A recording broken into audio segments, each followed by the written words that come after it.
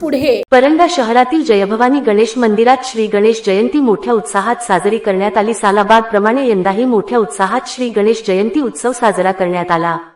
दिनांक जानेवारी 22 गुरुवारी रोजी सकाळी 10 वाजता भगवंत रक्तपेढी संचलन बार्शी संस्थेचे भव्य रक्तदान शिबिराचे आयोजन करण्यात आले। या रक्तदान शिबिरात 51 युवकांनी रक्तदान केले। शिबिराचे उद्घाटन परंडा नगरीचे उपनगराध्यक्ष समरजितसिंह ठाकूर, नगरसेवक मन्नान बासले, नगरसेवक मदनसिंग सद्दीवाल या मान्यवरांच्या हस्ते करण्यात आले।